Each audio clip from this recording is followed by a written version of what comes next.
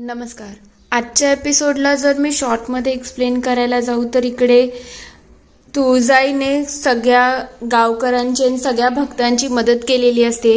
तेवढ्यात महादेव तिथे येतात आणि त्यांना प्रश्न विचारतात की तुम्ही भक्तांची तर मदत केली, पण आता पुढचं काय. तेवढ्यात नंदी तिथे येणार आहे आणि नंदी त्यांना सगळं काही सांगणार आहे. मीनवाईल इकडे चिंतामणी दगडाजवळ प्रल्हाद आणि ओवीची भेट होणार आहे आणि त्यानंतर त्यांचंही मोठं डिस्कशन होणार आहे. चला बघूया डिटेलमध्ये आजच्या एपिसोडमध्ये काय काय घडले. नमस्कार. आजच्या भागात आपण बघणार आहोत इकडे तुळजाई भक्तांना सांगत असते, आता ही दिव्य अग्नी आहे, जोपर्यंत तुम्हाला तुमचं सगळं काम करायचं आहे ना तोपर्यंत ही प्रज्वलित राहील. तेव्हा ते म्हणतात आईराज उदो उदो. ते खूप खुश असतात. तेवढ्यात तिथे महादेव येतात आणि महादेवांना बघतात देवी आई आणि महादेव तिथून निघून जातात. महादेव रस्त्यावरती येऊन त्यांना विचारतात, आता देवी तुम्ही तुमच्या भक्तांची तर मदत केली, पण आता महिषासुराचं काय करायचं आहे त्याचा तुम्ही काय विचार केला आहे. तेव्हा देवी म्हणतात त्याचाही मी विचार केला आहे. लवकरात लवकर आपल्याला अग्निदेवांना शोधायला पाहिजे, पण मला एक समजत नाही महिषासूर एवढं मोठं पाऊल कसं काय उचलू शकतो. तेव्हा महादेव म्हणतात खरं म्हटलं तर मध्ये जेव्हा त्यांनी स्वर्गावरती हल्ला केला होता ना तेव्हाच त्यांनी दाखवून दिलं होतं की तो पंचभूतांना काबूमध्ये करू शकतो, पण त्याने नेमकं अग्निदेवांना ठेवलं कुठे आहे ते समजणं जरा जास्त गरजेचं आहे. तेवढ्यात तिथे नंदी येतो आणि म्हणायला लागतो माझ्याजवळ या प्रश्नांचं उत्तर आहे. देवी मी तुम्हाला सांगू शकतो महिषासुराचा खरा प्लॅन काय आहे. दुसरीकडे चिंतामणी दगडाजवळ इकडे प्रल्हाद गेलेला असतो.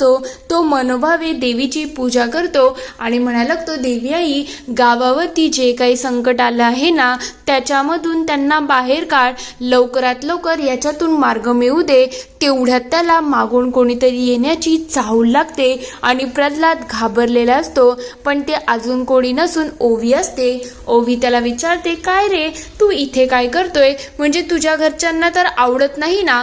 तेव्हा तो म्हणतो पण घरच्यांना आवडत नाही पण भक्ती तर करायला पाहिजे ना, आणि देवी आईची भक्ती माझ्यासाठी सगळ्यात महत्त्वाची आहे, म्हणून मी इथे दररोज येतो चिंतामणी दगडाच्या जवळ देवी आईची भक्ती करण्यासाठी. पण तू इथे कशी काय. तेव्हा ती म्हणते मी तर इथे आली होती रे, पण मला एक प्रश्न पडला आहे. देवी आई गावकऱ्यांसाठी सगळं चांगलं तर करते, पण हे संकट आलं आहे, देवी आई राहते कुठे याचा मला प्रश्न पडला आहे. तेव्हा ती विचारते आपण एक काम करूया, आपण ना आपल्या चिंतामणी दगडाला विचारूया की देवी आई आपल्या गावामध्ये राहत तर नसेल ना. तेव्हा तो म्हणतो नाही रे, देवी आई आपल्या गावात कशी राहील, आणि राहिली असती तर आपल्याला कळलं नसतं का.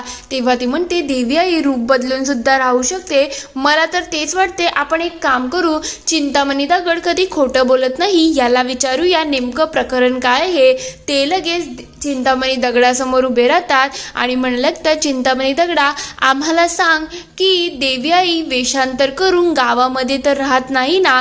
तेवढ्यात चिंतामणी दगडाचा चमत्कार होतो आणि तिथून एक फूल खाली पडतं. त्या दोघांनाही कळतं की देवी आई आपल्या गावामध्येच राहते आणि त्या दोघांच्या चेहऱ्यावरती आनंद आलेला असतो. दुसरीकडे महादेव इकडे विचारतात सांग नंदी नेमकं महिषासुराचं काय तुला कळलं आहे. तेव्हा तो सांगतो मी जेव्हापासून त्या महलामध्ये गेलो आहे ना तेव्हापासून मी बारीक लक्ष ठेवून आहे की महिषासूर काय करतोय, कसं करते, त्याचं नेमकं प्लॅनिंग काय आहे याच्याकडे मी डोळ्यात तेल घालून सगळ्या गोष्टींकडे लक्ष ठेवत होतो. आणि आता मला एक समजलं आहे की त्याने खूप मोठा षडयंत्र केला आहे.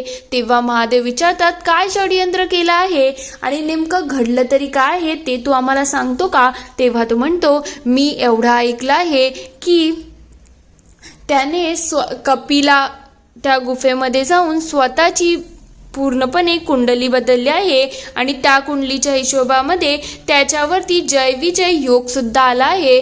तेव्हा महादेव म्हणतात हे तर आम्हाला माहिती आहे, दुसरं तुला काय माहिती आहे ते सांग. तेव्हा नंदी सांगायला लागतो त्यानंतर मला एक समजलं आहे, त्याने अग्निदेवताला बंदी केला आहे.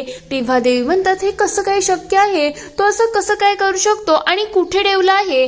तेव्हा नंदी म्हणायला लागतो त्याला त्यांनी पाताळामध्ये ठेवलं आहे आणि पाताळामध्ये पाताळामध्ये अजून काही नाही, पाताळातल्या गंगेमध्ये ठेवलं आहे. कारण की अग्निदेव आहेत, त्याने स्वतःच्या सगळ्या कटकारस्थानामध्ये अडकवलं आणि त्या अग्निदेवतांना तिथे त्यांनी बंदिस्त केलं आहे. तेव्हा देवी म्हणतात हे सगळं तर अतीत चाललं आहे. महिषासूर त्याच्या सगळ्या लिमिट क्रॉस करत चालला आहे. आपल्याला लवकरात लवकर त्याला अडवणं गरजेचं झालं आहे. तेव्हा नंदी म्हणायला लागतो, जितकं वाटतं तितकं सोपं नाही आहे. पाताळात जाणं आणि तिथल्या सगळ्या गोष्टी मॅनेज करणं खूप कठीण आहे देवी. दुसरीकडे महिषासूर खूप खुश असतो. तेव्हा तो म्हणतो, आता फक्त थोडाच काळ अवधी बाकी आहे, ज्यानंतर माझा विजय सुरू होईल आणि तो योग माझ्या कुंडलीत आला की बाकी सगळ्या गोष्टींची मला चिंताच पडणार नाही. कारण की मी लगेच युद्धाला सुरुवात करेल. तेवढ्यात तिथे रागिणी येते आणि विचारते, काय हो तुम्ही एवढे निश्चिंत कसे? तेव्हा ते म्हणतात, निश्चिंत तर असायलाच पाहिजे ना, मी अग्निदेवांना काबू केला आहे. तेव्हा ती म्हणते, पण ते महादेव आणि तुळजा ते दोघं तर त्यांना सोडवू शकतात ना? तेव्हा ते म्हणतात, ते निश्चित प्रकारे त्यांना सोडवतील, तू काळजी करू नको. पण तिथे मी अजून कोणाला नाही तर भस्मासुराला उभं केलं आहे, ज्याने कोणाला स्पर्श केला ना लगेच त्याचं दगड होऊन जातं. मग तू विचार कर ना, तिथे ते दोघं गेले तर त्यांचं दगड होणार नाही का? तेव्हा ती म्हणते, पण त्यांनी जर युक्ती केली आणि त्यांनी त्याच्यामधून मार्ग काढला तर काय होईल? तेव्हा तो म्हणतो, मला माहिती आहे आणि माझी खात्री आहे की ते नक्कीच मार्ग काढतील आणि ते अग्निदेवताला शोधतील सुद्धा. कारण की त्यांना एवढ्याला सगळ्या गोष्टींची सूचना सुद्धा लागली असेल. पण मला काय करायचं आहे ते मी तुम्हाला सांगतो. खरं म्हणतो षडयंत्र तर असं आहे की त्यांचा फक्त वेळ वाया घालवायचा आहे. म्हणून तर हे सगळं मी कटकारस्थान रचलं आहे. जसंच माझ्या कुंडलीमध्ये तो योग सुरू होईल ना, मी युद्धाची नांदी करून टाकेल. म्हणजे माझ्या बाजूनेच गोष्टी होणार आहेत आणि माझा काही पराजय होऊ शकणार नाही. दुसरीकडे देवी म्हणायला लागतात, महादेव तुम्ही ऑलरेडी पाताळामध्ये गेला आहात, तुम्ही मला तिथे घेऊन चला आणि त्यानंतर आपण पुढच्या गोष्टी मॅनेज करू. तेव्हा महादेव म्हणतात, पाताळात जाणं देवी एवढं सोपं नाही आहे खरं म्हटलं. आणि तिथे भस्मासूर आहे, तर तुम्हाला तर माहिती आहे ना भस्मासुराची काय स्टोरी आहे. तो कोणालाही हात लावेल तर त्याचं दगड होऊ शकतं. म्हणून तर विष्णूंनी काय मोहिनी रूप करून ते सगळं कारस्थान केलं होतं, हे तुम्हालाही चांगल्याच प्रकारे माहिती असेल ना.